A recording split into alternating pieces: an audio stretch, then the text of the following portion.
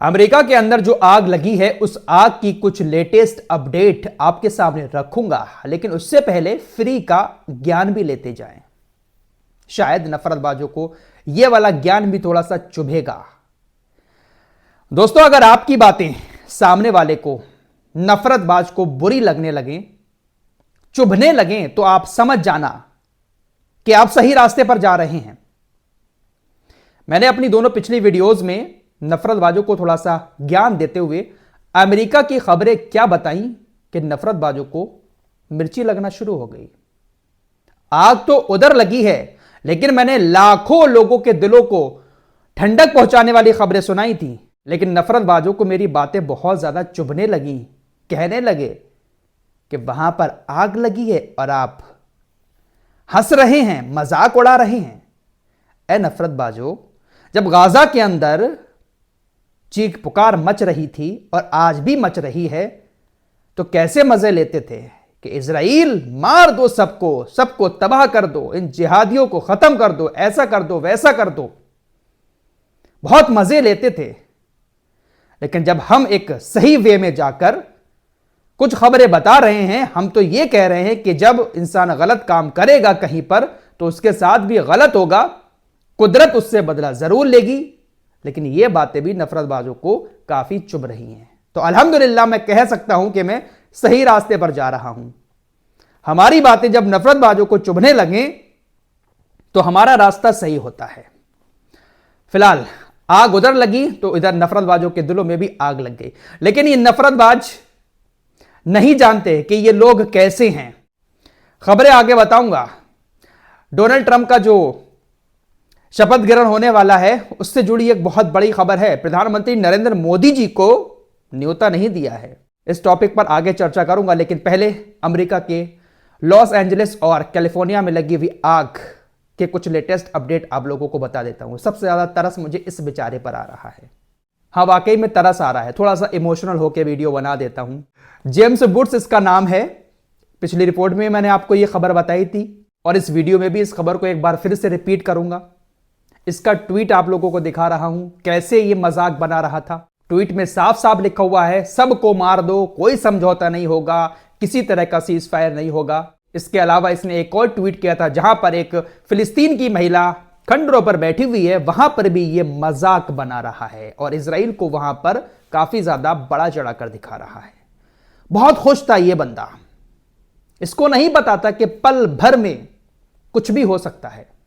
अच्छा हां दोस्तों, काफी सारे लोग ऐसा कहते थे, बहुत सारे कमेंट मेरी वीडियो पर भी आते थे कि फराज भाई, हमने पहले सुना था कि बहुत बड़े बड़े अजाब आए हैं, फिलिस्तीन के अंदर इतना सब कुछ हो रहा है, आखिर क्यों दुनिया में अजाब अल्लाह नहीं भेज रहा है, क्यों अल्लाह ये सब देख रहा है। दोस्तों, ये अजाब नहीं तो और क्या है। शुरुआत हो चुकी है शायद अजाब की। सऊदी अरब के अंदर जो बारिश हुई है, हालांकि जो खबरें हमारे देश की मीडिया ने मक्का मदीना को लेकर चलाई कि मक्का मदीना डूब गया, ऐसा हो गया, वैसा हो गया, वो सारी गलत थी। हालांकि बारिश बहुत हुई है और इस बारिश से काफी सारे इलाकों में परेशानी भी बहुत ज्यादा हुई है। सऊदी अरब के अंदर इतनी बारिश शायद पहले कभी नहीं हुई। बारिश हो रही है अब भी बहुत सारी जगहों पर सऊदी अरब के अंदर। वहां बारिश है तो यहां पर आग है और आग रुकने का नाम नहीं ले रही है, क्योंकि हवा इतनी तेज चल रही है कि आग पर काबू पाना पूरी तरीके से नामुमकिन साबित हो रहा है। फायर ब्रिगेड की गाड़ियां मौजूद हैं, लेकिन आग पर काबू पा ही नहीं पा रहे हैं। दोस्तों, जिस तरीके से गाजा के अंदर आपने देखा था, जब बम गिरते थे तो बहुत सारे छर्रे इधर उधर बिखरते थे, आग के शोले हवा के झोंकों में ऐसे ही उड़ते हुए दिखाई दे रहे हैं। लेकिन दोस्तों, खतरनाक वीडियो सामने आ रही हैं, आग के शोले उड़ रहे हैं। इस वीडियो का लेटेस्ट अपडेट यह है कि आग अब हॉस्पिटल तक पहुंच चुकी है। हॉस्पिटल से भी मरीजों को अब व्हील चेयर पर भगा भगा कर लोग ले जा रहे हैं। एम्बुलेंस में डालकर शिफ्ट किया जा रहा है एक अस्पताल से दूसरे अस्पताल, क्योंकि आग अस्पतालों तक पहुंच चुकी है। सेम वही मंजर आंखों के सामने आ रहे हैं जो मंजर हमने पिछले 1-1.5 साल के अंदर देखे हैं। अस्पतालों में हमले होते थे, लोग बेचारे भागते थे हॉस्पिटल छोड़ छोड़कर, मरीजों को इधर उधर शिफ्ट किया जाता था। वही सारे नजारे इनडायरेक्टली हमारे सामने देखने को मिल रहे हैं। वहां पर किसी तरह का कोई बम नहीं फूट रहा है, मिसाइल नहीं गिर रही है, लेकिन सुपर पावर का बम वहां पर फूटा है। ये जो तस्वीर आपको नजर आ रही है, ये एक बहुत आलीशान बिल्डिंग बताई जा रही है। दुनिया में सबसे महंगी बिल्डिंग इसको कहा जाता था। 35 बिलियन डॉलर से भी ज्यादा महंगी ये बिल्डिंग थी। ये भी जलकर राख हो चुकी है। जो हॉलीवुड है, हॉलीवुड उसी एरिया में पूरा बसता है,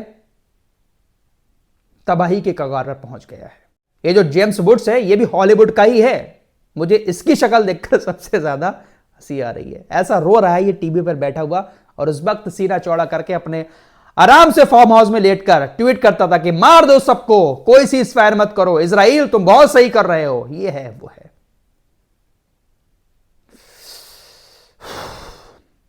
फिलहाल इधर आग लगी हुई है अमेरिका के अंदर, और उधर अमेरिका ब्रिटेन और इजराइल के साथ मिलकर हूतीस के ऊपर हमला करने में लगा हुआ है। आज राजधानी सना में 20 जगहों पर हमले किए गए। एक तरफ ब्रिटेन हमले कर रहा है, दूसरी तरफ ये दोगले लोग क्या कहते हैं, ये ब्रिटेन का प्रधानमंत्री कि गाजा में बहुत ज्यादा नरसंहार किया है इजराइल ने, हम इजराइल के साथ सारे संबंध खत्म करने पर विचार करेंगे। नंबर सबका आएगा बेटा, सबका नंबर आएगा, बहुत जल्द आएगा। इन मोहतरमा को तो आप जानते ही होंगे, पहचानते होंगे। बॉलीवुड के अंदर आई नोरा फतेही, इनका भी घर लॉस एंजलिस में है। इन्होंने कहा इंस्टाग्राम पर आकर के मैं अपनी जान बचाने के लिए अपने घर को छोड़कर भाग आई हूं। इनका घर भी आग की चपेट में आ चुका है। दोस्तों, आग नहीं बुझ रही है, बुझ ही नहीं रही है। बड़ी बड़ी मशीनरी नाकाम हो रही है क्योंकि हवा इतनी तेज है, इतनी तेज है। एक चिंगारी, उसको अगर हवा मिल जाए, वो भी सूखे जंगलों की चिंगारी, तो सोच सकते हैं कि वो आग कैसे काबू में आएगी। आग की वजह से मरने वालों की संख्या 10 तक पहुंच गई है। लोग मरे नहीं हैं ज्यादा, क्योंकि लोगों को वहां से हटा लिया जा रहा है। आग जैसे ही पहुंच रही है, लोग भाग खड़े हो रहे हैं।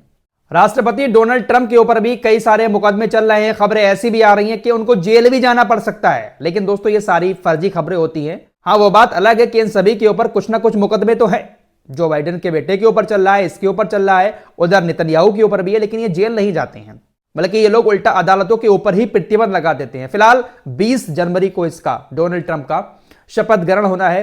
कई सारे नेताओं को बुलाया गया है, लेकिन प्रधानमंत्री नरेंद्र मोदी को इनवाइट नहीं किया गया है। काफी सारे लोग इस बात को लेकर सोशल मीडिया पर लिख भी रहे हैं कि प्रधानमंत्री नरेंद्र मोदी ने डोनाल्ड ट्रंप के लिए इतना प्रचार भी किया था पिछले वाले इलेक्शन में, अब की बार ट्रंप सरकार, लेकिन प्रधानमंत्री मोदी को ही दोस्त ट्रंप ने इनविटेशन नहीं भेजा, शपथ ग्रहण समारोह में नहीं बुलाया गया। तो ये दोगले लोग हैं यार। हमारे देश की तरह थोड़ी ना है कि हमारे देश में अगर कोई आता है तो उसको सराखों पर बिठा लिया जाता है, रास्ते बंद कर दिए जाते हैं, बड़ा मोटा पैसा खर्च किया जाता है, दोस्ती निभाई जाती है। भाई, हमारे देश के नेता निभाते हैं विदेशी लोगों से, लेकिन विदेशी लोग, ये लोग किसी के सगे नहीं है, ये दोस्ती नहीं निभाते हैं। मोदी जी के खास दोस्त शपथ ग्रहण में बुला नहीं रहे हैं मोदी जी को। अब बात अफगानिस्तान और तालिबान की कर लेते हैं। अफगानिस्तान और भारत के रिश्ते काफी अच्छे हैं।